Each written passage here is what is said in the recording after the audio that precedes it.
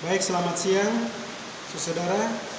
Saat ini saya akan mempresentasikan hasil presentasi dari kelas Sejarah Gereja Indonesia. Bagian ini adalah pekabaran Injil dan gereja-gereja di Jawa Tengah sejak tahun 1870-an. Nah, baik saudara, di sini ada keadaan umum. Keadaan umum di sini adalah daerah Jawa Tengah menjadi lapangan kerja 3 lapangan PI. Yang pertama ialah dari segi bahasa, kemudian yang kedua adalah kebudayaan, dan yang ketiga adalah daerah. Nah, dari ketiga hal di atas merupakan satu kesatuan tradisi yang berakar dari daerah Solo Jogja. Injil pertama kali dibawa oleh orang Eropa. Jadi saudara sekalian, ketika Injil masuk di daerah Jawa Tengah ini, dibawakan oleh orang Eropa, terlebih khusus lebih tepatnya yaitu di daerah Solo Jogja. Nah, tentunya pekabaran Injil dibawa oleh orang Eropa, maka ada terdiri dari para sendeling. Para sendeling ini biasanya ada dia punya organisasi tertentu untuk mengirim orang-orang untuk pergi menginjil. Nah, di sini ada DCV. Nah, ternyata saya cari-cari DCV ini hanya tertulis cuma singkat di buku, tetapi saya cari lebih luas, saya dapat di internet. DCV adalah kepanjangan dari Dos Gensinde Sending Permini, yang adalah aliran Mennonit. Nah, saudara, aliran Mennonit ini adalah tergolong dalam gereja-gereja Anabaptis. Aliran ini biasanya dia menolak untuk ketika bergabung dalam keadaan politik, entah dalam partai ataupun demo, mereka tidak ikut dalam kegiatan-kegiatan seperti itu. Terus kemudian mereka juga tidak ikut dalam hal-hal budaya, contoh macam budaya modern ataupun budaya tradisi yang turun-temurun daripada bangsa tertentu ataupun suku tertentu. Jadi mereka tidak terlibat dalam hal seperti itu. Kemudian yang berikutnya adalah mereka sekalipun ada musuh yang berperang melawan mereka tidak mengangkat senjata untuk menembak atau untuk mempertahankan diri sekalipun. Jadi saudara, aliran Mennonit ini yang dibawakan dari daerah Eropa untuk penginjilan di sana, khususnya untuk kaum Kristen, di pekabaran Injil di sana, yaitu aliran ini seperti yang tadi saya sudah katakan, mereka menjauhi budaya modern dan juga tidak tergabung dalam keadaan politik ataupun dalam keadaan peperangan sekalipun. Nah, ternyata pekabaran Injil yang dibawa di Jawa Tengah, khususnya pertama kali di Solo Jogja, yaitu dibawakan oleh Peter James. Nah, saudara, di Peter James ini, kalau kita cari di buku itu memang tidak ada, tetapi boleh kita dapatkan di internet. Peter James ini lahir di Belanda, jadi dia ini adalah orang Belanda pada tanggal 25 September 1820. Jadi ketika dia mengabarkan Injil di Indonesia, dia mati pada tanggal 6 Juni 1904. Pada abad yang ke-19. Nah, utusan pertama DCP ialah Peter James yang adalah seorang guru SD. Nah, saudara, ternyata dia ini adalah seorang guru SD yang dikirim ke Indonesia, khususnya di Jawa Tengah untuk menginjil di sana. Dia adalah seorang guru SD, saudara. Dia tiba di daerah tersebut di Solo Jogja, yaitu di Jawa Tengah, pada bulan Desember 1851. Jadi 1851 dia tiba di daerah Jawa Tengah. Nah, saudara sekalian, ketika dia tiba di sana, dia coba untuk mau berbaur dengan orang-orang di sekitar situ. Ternyata orang-orang yang pada saat itu kebanyakan mereka itu adalah petani. Orang-orang pada saat itu adalah kebanyakan mereka adalah petani. Nah, ketika dia berada di sana, dia coba untuk memantau orang-orang di sekitarnya, dan dia ketemu dengan seorang pemilik tanah yang ada di Kambit dekat Jepara, memberinya tanah itu untuk mendirikan sekolah dan mengabarkan Injil. Jadi saudara, ketika dia tiba di sana di Jawa Tengah, dia bertemu dengan seseorang, tidak disebutkan namanya, tetapi seseorang ini dia memberi tanah untuk Peter Jens ini. Ketika dia memberi tanah untuk Peter Jens, dia melihat bahwa Peter Jens melihat bahwa ini adalah kesempatan yang baik untuk dia untuk memberitakan Injil. Dengan cara apa? Dia mendirikan sekolah. Nah, ketika dia mendirikan sekolah, di sanalah dia mulai mengabarkan Injil melalui pelajaran-pelajaran yang diberikan kepada siswa-siswa dan juga kepada orang-orang yang ingin belajar kepada dia. Nah, saudara, kalau kita lihat, ini hasil karya daripada Peter Jens ini luar biasa. Hasil karya daripada Peter Jens adalah selama 30 tahun dia membaktikan diri pada tugas tersebut dan menghasilkan ada tiga hal yang dia menghasilkan. Yang pertama yaitu kamus bahasa Jawa. Ya. Jadi ketika dia tiba pada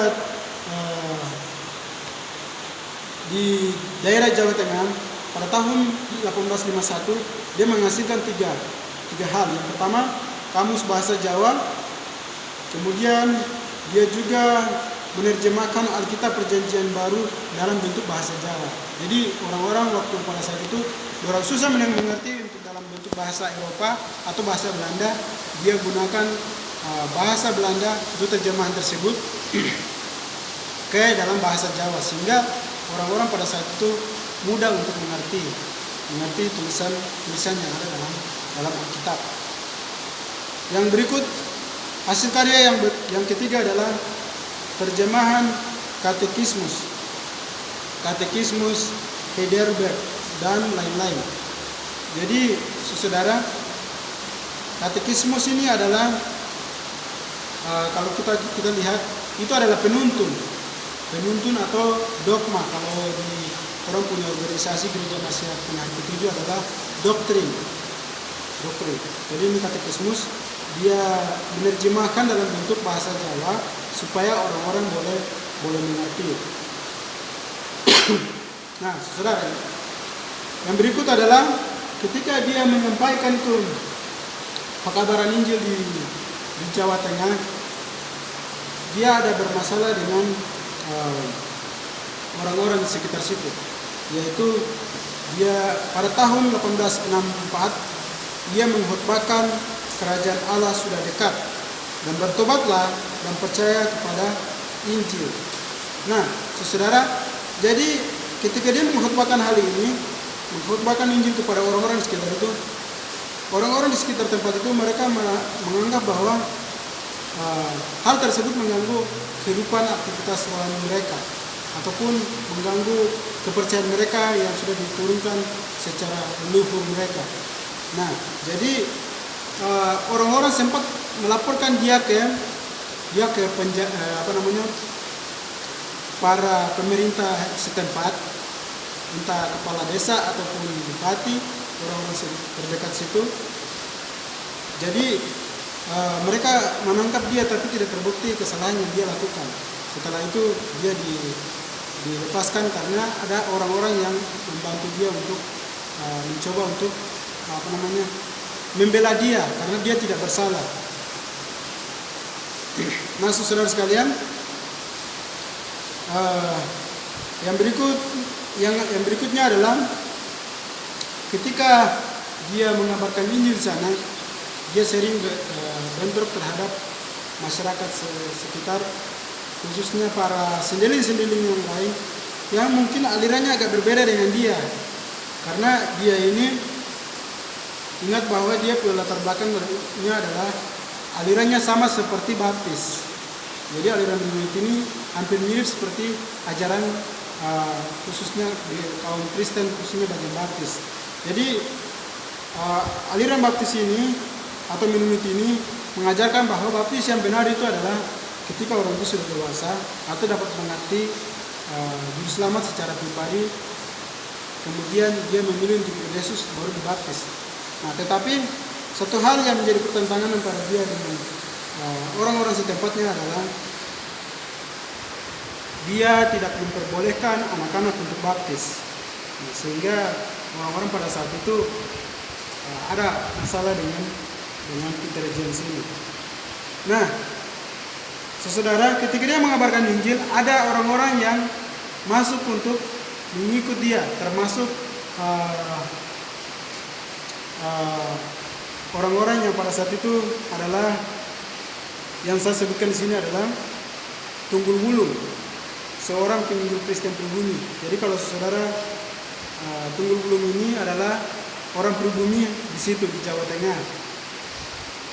Ternyata Tunggul Wulung ini dia menganut ajaran kalau kita sudah pernah melihat presentasi sebelumnya, yaitu agama suku. Nah, agama suku adalah ajaran yang sudah diturunkan dari nenek moyang mereka. Bagaimana mereka mempercayai sesuatu yang bersifat supra alami, sesuatu yang tidak nyata dilakukan langsung oleh manusia, tetapi ada sesuatu yang berluar, yang bukan campur tangan manusia. Nah, sehingga ketika Tunggul Wulung ini percaya kepada Peter James dalam pekabaran Injilnya, dia bertobat dan dia dibaptis. Nah, saudara,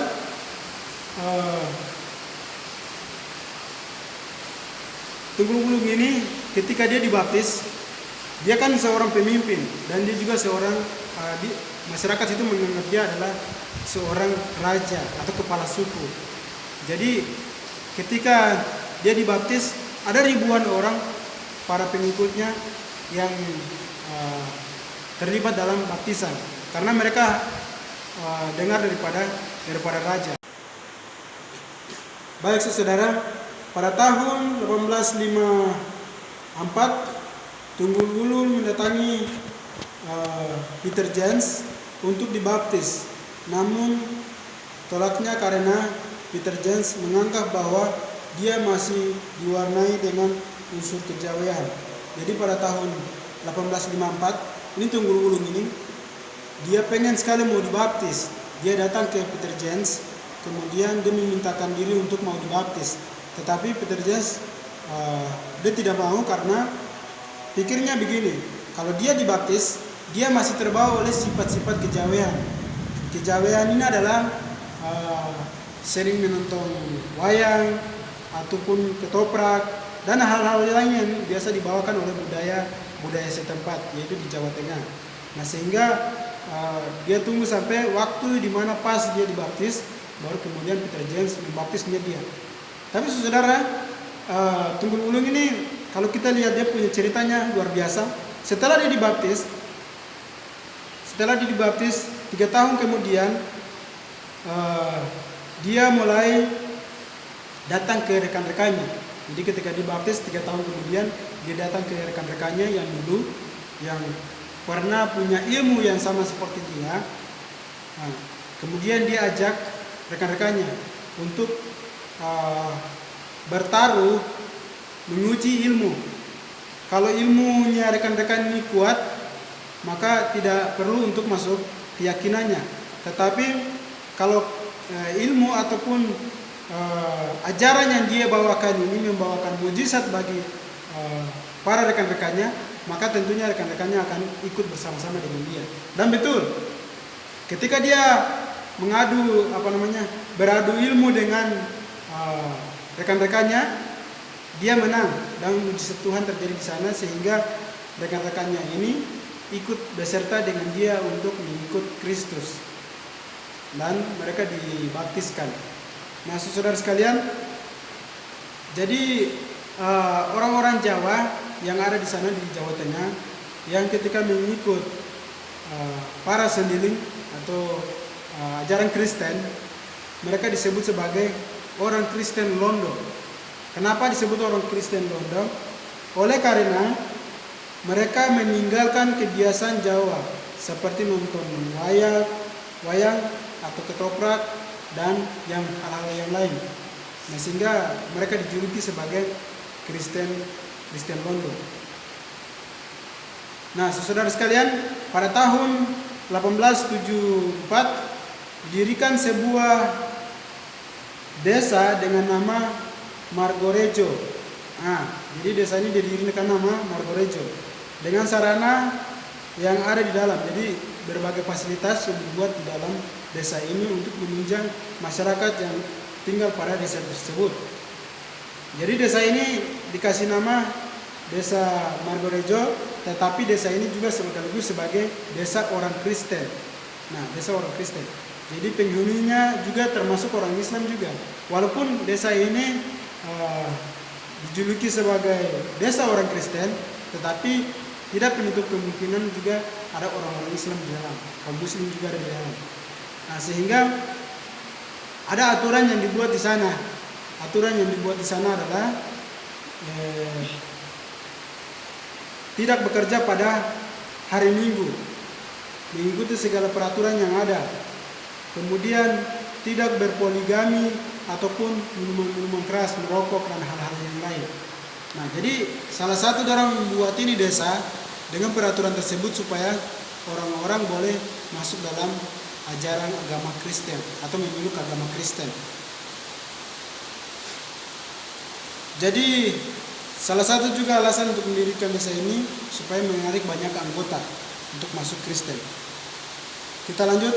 Pada tahun 1925 para sendiling DCP menganggap jemaat Margorejo sudah matang untuk berdiri sendiri di bawah pimpinan seorang pendeta Jawa. Jadi desa yang tadi sudah didirikan itu ternyata dia sudah ada hasil daripada aturan-aturan yang sudah dibuat di sana. Nah, sehingga tidak heran ketika pada tahun 1925 sudah mulai banyak anggota-anggota yang sudah masuk untuk memeluk agama Kristen, sehingga diorganisir menjadi satu jemaat yang mandiri dibawa oleh pimpinan pendeta setempat atau pendeta Jawa. Jadi mereka kasih orang Jawa yang jadi pendeta supaya lebih bersahabat dengan orang-orang di sekitar situ, masyarakat bisa gunakan bahasa.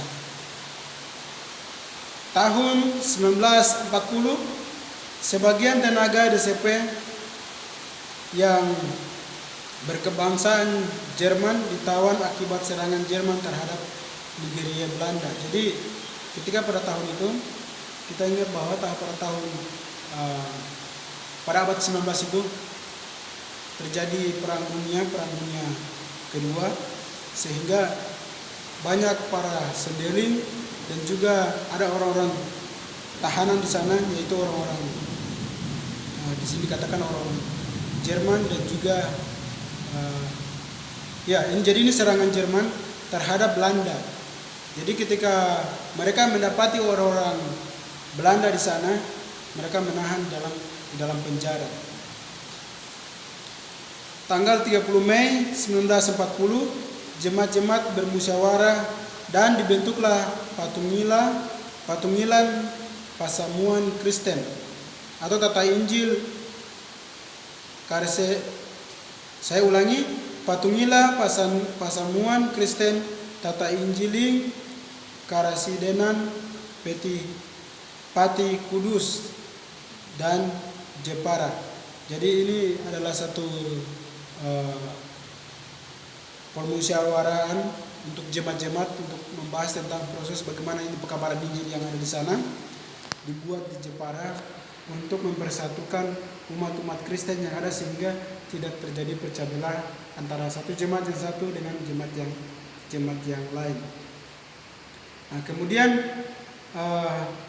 yang pada tahun 1940-an sampai 1949 di situ pemuda-pemuda Kristen juga mengangkat senjata untuk melawan penjajah sehingga orang-orang Kristen berkurang menjadi kira-kira 2000 orang. Jadi karena mereka mau mempertahankan diri untuk agar mereka tidak berkurang, yaitu mereka mengangkat senjata. Para pemuda mereka mengangkat senjata untuk berperang.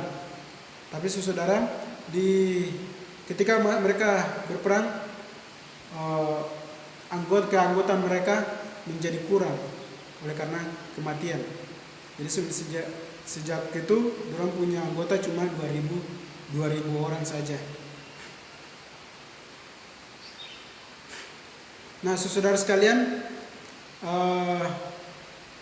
ketika musyawarah itu yang telah kita bahas tadi, yang telah saya bahas tadi, setelah tahun 1956 ini dirubah menjadi Patungila dirubah menjadi gereja Injili di tanah Jawa. Jadi pada tahun 1956 gereja ini dirubah dari Patungila dirubah menjadi gereja Injili di tanah Jawa. Pada tahun berikut, tahun 1965, dibuatlah kebangunan rohani yang dibuat langsung oleh ketua sinode. Nah, jadi ketika pada tahun 1965 dibuatlah kebangunan rohani yang dilangsungkan oleh ketua sinode. Nah, kalau ketua sinode itu khususnya kalau orang punya organisasi bisa dikatakan sebagai ketua uni, ya, ketua uni.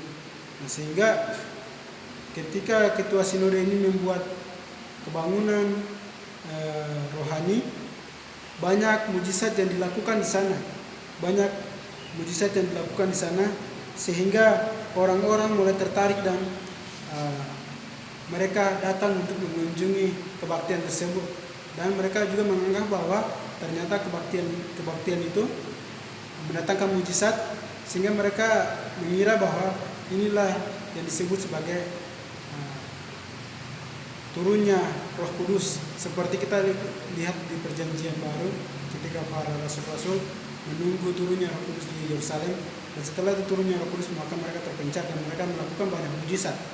Dan ketika dilakukan oleh ketua sinode, mereka melihat banyak mujizat yang dilakukan pada saat itu, sehingga mereka banyak orang yang tertarik dan mengikut mereka. Tetapi beberapa tempat gerakan itu menimbulkan perselisihan, maka dalam sinode tahun 1965 diputuskanlah bahwa gerakan itu harus berlangsung secara terpimpin. Jadi ketika dibuat kebangunan rohani ini, ternyata mereka rasa terganggu karena tidak berjalan dengan peraturan yang ada di situ, sehingga mereka putuskan untuk mereka adakan sesuatu itu harus ada izin dan berjalan sesuai dengan aturan-aturan yang berlaku di daerah tersebut. Pada tahun 1965, jumlah anggota mereka yang awalnya 2.000 bertambah lagi menjadi 6.000 orang, sudah termasuk 65.000 orang, sudah termasuk dengan anak-anak. Baik saudara, Sendeling Salatiga merupakan wadah kerja sama antara jemaat Sendeling di Ermelo dan Neusener Mission. Jadi saya cari-cari ini apa arti Ermelo dan juga Neusener Mission ini. Ternyata memang tidak ditulis di dalam buku, tapi saya cari dan saya temukan di internet. Ternyata Ermelo ini adalah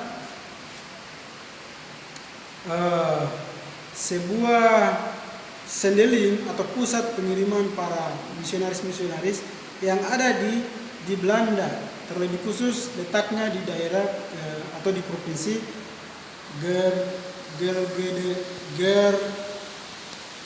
saya bacakan ulang, terletak di provinsi Gelderland.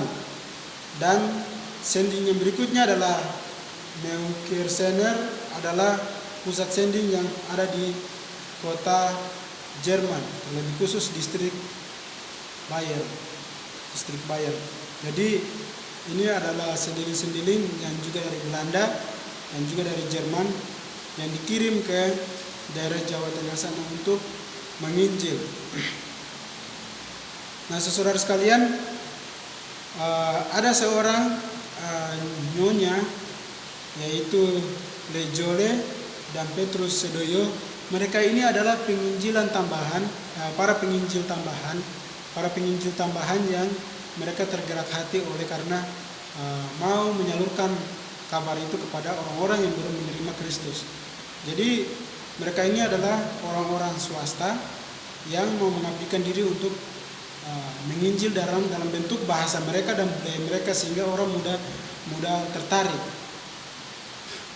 Nah, jadi wilayah daripada para sendiling ini yaitu dari Gunung Muria antara Jepara di barat dan Rembang di sebelah timur. Jadi itu adalah wilayah mereka ketika para sendiling ini diutus untuk menginjil di Jawa Tengah. Sending Salatiga ini menghasilkan GKJTU. GKJTU ini adalah panjangan dari Gereja Kristen Jawa Tengah Utara. Kenapa dirubah Gereja Kristen Jawa Tengah Utara? Oleh karena mereka punya para pimpinan daripada Gereja Kristen Jawa Timur, mereka tidak peduli terhadap gereja Kristen atau jemaat-jemaat yang ada di sekitar situ. Nah, sehingga mereka bergabung dengan Gereja Kristen Jawa Timur Utara. Jadi itu satu lingkup dalam proses jemaat-jemaat yang ada. Jadi di sini ketika misioner menggantikan para pengabar Injil, jadi di sini misioner ini dari Jerman, saya dari Jerman. Ini menggantikan para pengabar Injil. Kenapa? Karena para sendiling yang lain itu ketika Perang Dunia Kedua, mereka ini coba ditawan oleh orang-orang Jerman, sehingga misioner ini menggantikan orang-orang Belanda, para penginjil dari Belanda untuk terus mengabarkan itu Injil kepada orang-orang Jawa, sehingga tidak ada maksudnya mati itu jemaat tersebut, tapi harus bertumbuh. Usaha Sending Salatiga ini meluas ke arah barat sampai ke Tegal, ke timur sampai ke Bojonegoro. Nah, pada saat itu tentara Belanda menduduki daerah Jawa Utara dan menyita gedung-gedung gereja dan tanah milik gereja yang telah diambil oleh Jepang. Jadi rupanya waktu Jepang sementara menguasai Indonesia ini, khususnya di Jawa Tengah itu, dikatakan bahwa ketika Belanda masuk, tentara-tentara Belanda ini masuk, kemudian mereka menyita itu gedung-gedung yang ada di sana, bahkan juga tanah-tanah milik gereja, sehingga dikembalikan kepada masyarakat tersebut untuk terus mengabarkan Injil dan terus jemaat itu harus bertumbuh dan terus hidup.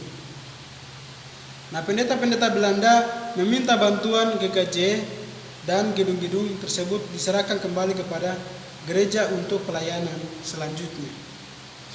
Nah, saudara, kita masuk di berikutnya adalah pada tahun 1949 GKJTU yang tadi saya sudah katakan, Gereja Kristen Jawa Tengah Utara bergabung dengan Gereja Kristen Jawa.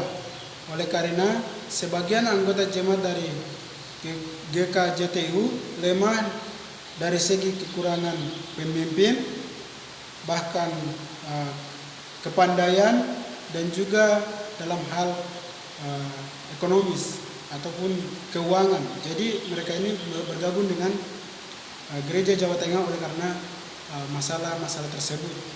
Kurang pemimpin, kemudian kekurangan masalah ekonomi, masalah keuangan. Jadi mereka bercoba untuk bergabung dengan orang-orang jemaat yang ada di Jawa atau Gereja Kristen Jawa. Nah, saudara, di sini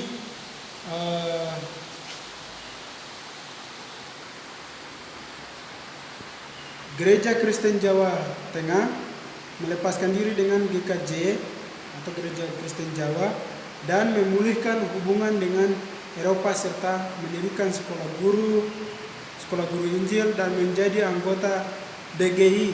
Nah, anggota DGI ini adalah kepanjangan dari Dewan Gereja Indonesia yang sekarang disebut sebagai PGI atau Persatuan Gereja Indonesia.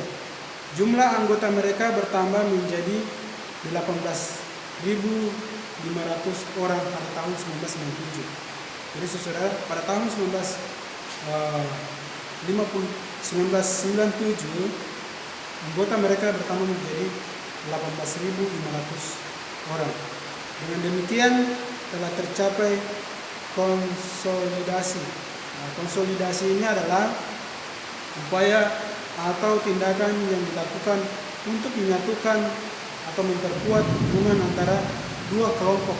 Itu menurut Kamus Besar Bahasa Indonesia. Artinya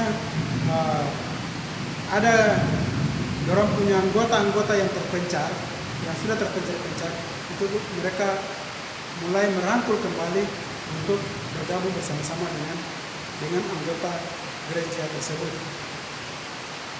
Perluasan ajaran Kristen di Jawa oleh Nyonya Philips dan Sadrak.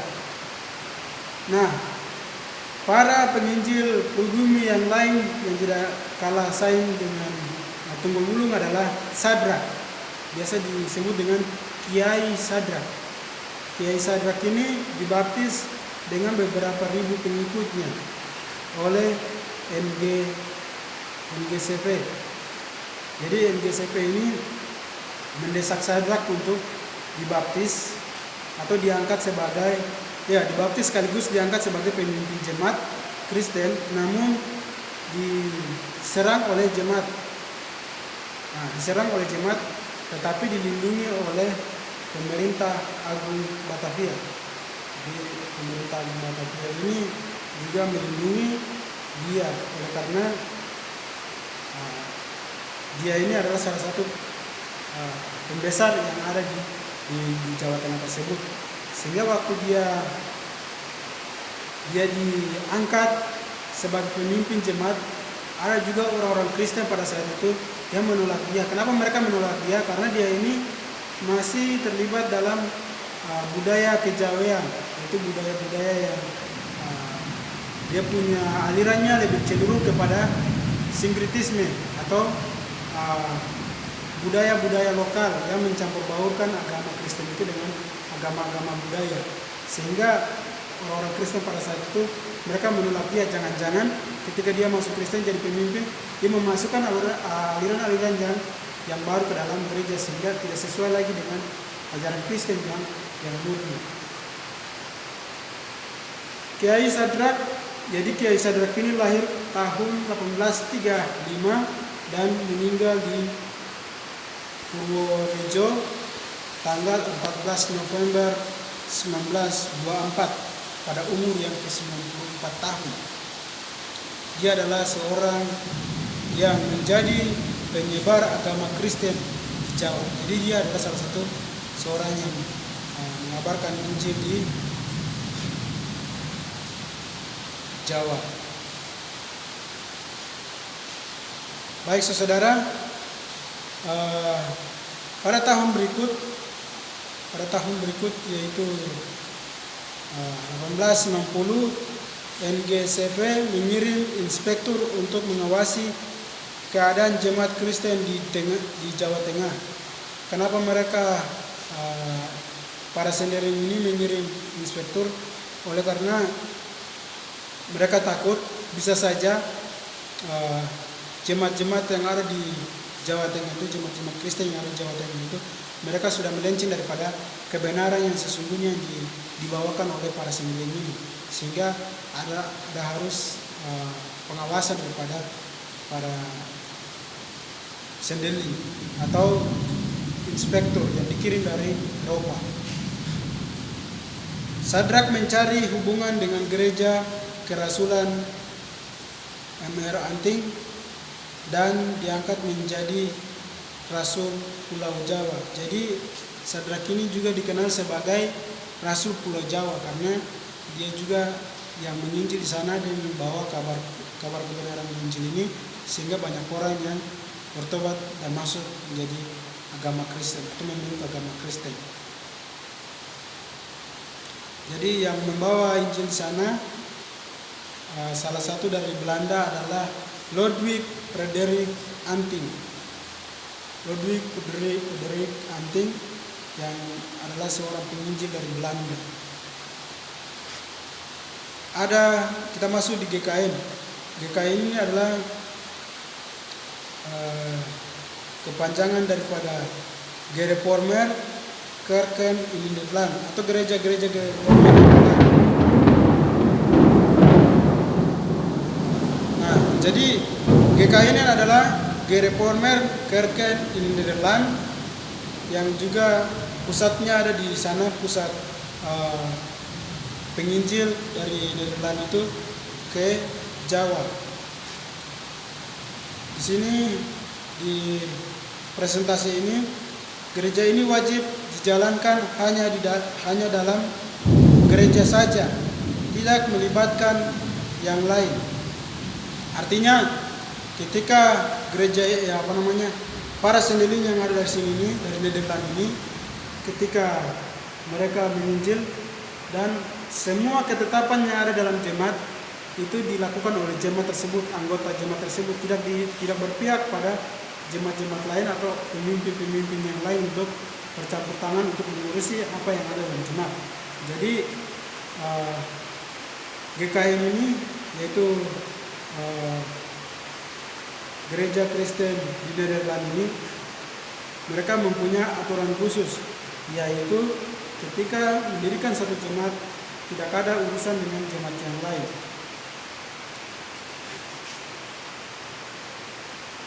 Asas-asas oleh Sinode GKN pada tahun 1896. Jadi ada asas-asas yang kita lihat di sini oleh gereja Kerken Nederland. Ada beberapa asas ini, ada 6 asas. Yang pertama adalah tujuannya ialah kemuliaan Allah, bukan menyelamatkan jiwa yang menjadi pusat perhatian. Nah, jadi rupanya tujuan daripada gereja ini adalah untuk kemuliaan Allah. Untuk kemuliaan Allah, bukan menyelamatkan jiwa yang menjadi pusat perhatian. Jadi orang punya penginjilan itu, orang boleh menyampaikan ini kabar, tapi orang tidak peduli entah dia mau selamat atau tidak. Yang penting untuk kemuliaan Allah saja. Jadi itu tujuan mereka, tujuan pertama mereka. Tujuan yang kedua adalah yang menjalankan ialah jemaat-jemaat setempat, bukan kelompok para sahabat sendi. Jadi para sendi ini kan ada banyak, bisa ada dari Jerman, ada dari Belanda, tapi Belanda juga pun terbagi-bagi. Nah, sehingga khususnya GKN ini adalah dorong punya strategi dalam proses penginjilan ini adalah mereka cuma hanya menjalankan di jemaat-jemaat setempat, bukan untuk jemaat-jemaat yang lain atau para sahabat sending yang dari Jerman. Kemudian asas yang ketiga adalah utusan-utusan haruslah pelayan firman yang berpendidikan akademik dan yang tidak berhak penuh sebagai pendeta juga dalam gereja ini. Jadi kenapa dorang lebih mengutamakan harus pendeta-pendeta yang berpendidikan dari akademik? Karena